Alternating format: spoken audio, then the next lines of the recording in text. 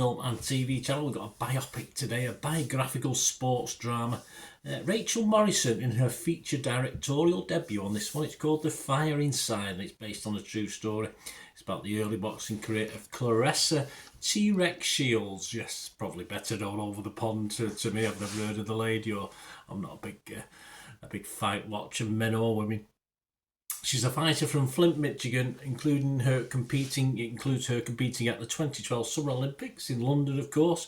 Ryan Destiny stars as the lead in this alongside Brian Tyree Henry and Adam Clark. It's released in the US by Amazon MGM on December the 25th. And I'm doing this review on the 2nd of February 2025. So check your streaming sites wherever you are for availability of this one. Right, we've got a typical, as you'd expect, with a lot of boxers, men, women, black, white, everything in between. We get a hard upbringing. It comes with the territory, of course. The child abuse as well, when it becomes clear in the story, is the first real poignancy and heartbreak in the story. Done very well. Nothing gratuitous in this, and it gives us a proper insight into this, if not initially fully developed young lady. Well, the forgiveness, right or wrong, is powerful to see in her as well. And we get the romance element, which is nice to see as you get in there. All good boxing films, Rocky, anyone, etc, etc.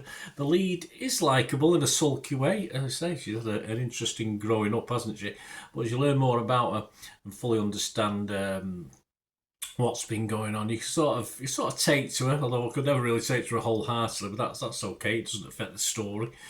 She's obviously the making of how she was brought up in the first place, which is fair enough. I cheered for the English girl. I must admit, she was fighting in China. I say I have no idea what happened at the time, but hey, I'm English, and what's this England crap anyway? It's the Olympics. It's Great Britain. Are we not allowed to, or do Americans not acknowledge the rest of the UK or Great Britain, or is it perhaps because the word great's used and it's not about them? I'm not too sure about that. You'll have to let me know if you're watching this over the pond. I don't understand. Is it easy for us to think that everyone's English, even though it's Olympic Games, and you're obviously quite capable of realising it's Team Great Britain? But anyway, that's by the by. We get a few training montages, no chasing the chickens or anything like that, but not overly done. And yes, we go over to England. I was frightened of some Dick Van Dyke London accents. We got a bit of a snobby posh accent at the boxing, but I'll go with that. And what the hell are vinegar crisps? They're called salt and vinegar, not vinegar. So I'm a bit confused by that one. I mean, it doesn't take a lot to look into things like this, does it? Anyway, I've no idea what happened in real life, so I did enjoy the boxing in London, I did assume she'd won. So there's no great shakes. The fights themselves are pretty well choreographed, no real qualms on them. And rather than that being the climax, as you'd imagine, winning the gold medal, yes, lifting it up, blah, blah, blah. Of course, I didn't realise she went into the next Olympics as well, because I don't know much about her. But, of course, then we move 6 months forward. And this, for me, is the best part of the film. As a trainer, manager, tries desperately to promote her across the US as big endorsements that were promised to her, or certainly by a trainer thought she'd get. Just don't come, do they? As girls boxing wasn't as appealing to the general public at the time. It probably still isn't. But it also perhaps could have delved a little bit more into this side of it and concentrated on this a little bit more. And some of that early the dramatic license has been used freely for it. For instance, a father actually got her interested in boxing on release from prison when she was aged 9, and not at age 16 he turns up as portrayed in this film, and she's obviously all on her way then to being successful. So again, as I said, dramatic license has been no doubt used in this, but overall a good story. That if you split it into 2 rounds, first round, say the first 45 minutes compared to the last round, I think the second round was slightly more interesting than its slightly obvious first round, formulaic at times first round. Richard Whittaker from the Austin Chronicle touched upon this. He scored it just a 40 out of 100, though. He said there's an important message in here, especially when it comes to financial inequality between men and women in sports. But rather than using the 17-year-old Shields' pugnacious attitude to really explore how she landed body blows on the sexist establishment, The Fire Inside just ends up shadowboxing. Yes, I thought it might have delved a little bit more into that side of it. Nice to see the actual footage, of course, at the end when she won her back-to-back golds. and of course helping raise awareness and financial reward for women's boxing in the US. And she did in fact remain unbeaten in a pro career. Is it still going on? I have no idea, but I assume anyway she was unbeaten in a pro career. And I thought this telling of her story was a worthy effort. Roger Moore from Movie Nation gave it a 75. He said this of the movie's message: "The Fire Inside is a feel-good picture that feeds off our disappointment that not everybody who succeeds against the odds wholly succeeds against those odds, and makes us wonder if this will ever change." Okay. Overall critic scores: Rotten Tomatoes 7.4 out of 10, 97 fresh, 7 rotten. The consensus: equal measures inspiring and enraging. This typical sports drama knows how to take hit and dole them out with enough motion and vigour to stoke the fire inside.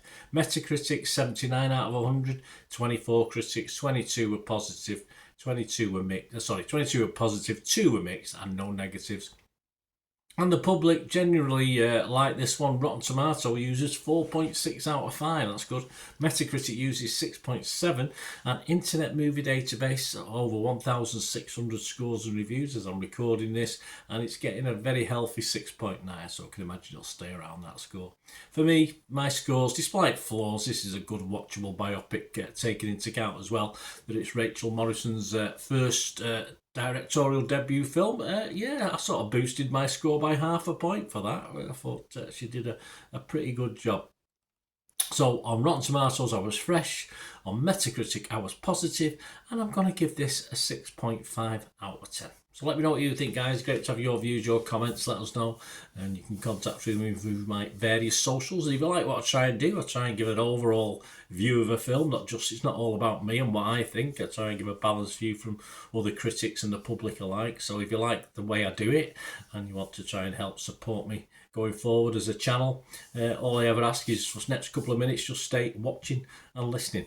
Right, a quick shout out before we go for my sponsors at the moment. Piat 6505, they've got a little eBay shop and they sell movie posters from the 1990s and 2000s. Some great films, some great actors. So please check the link in the comments section below and you'll go straight to the shop.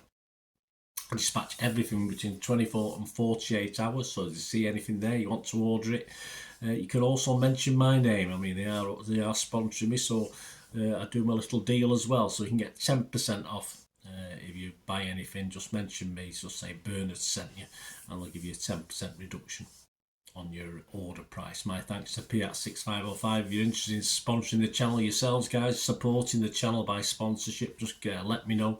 My socials are on screen there, so just contact me about that and we can have a chat.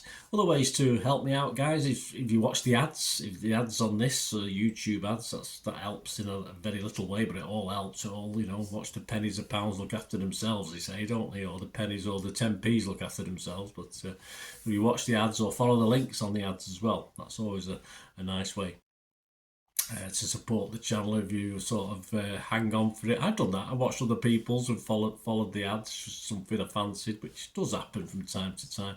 Of course, you can support me by pushing that subscribe button as mentioned earlier, and that's of course pressing the button so you know when these vlogs are coming out. And of course I'm always interested in your opinions, and of course you can give us a like, that'd be wonderful as well. So thanks for watching, guys. Hopefully I'll join you very, very soon with something else. Until we meet again, I'll never ask one thing, don't I? Please stay safe, everyone. Bye for now.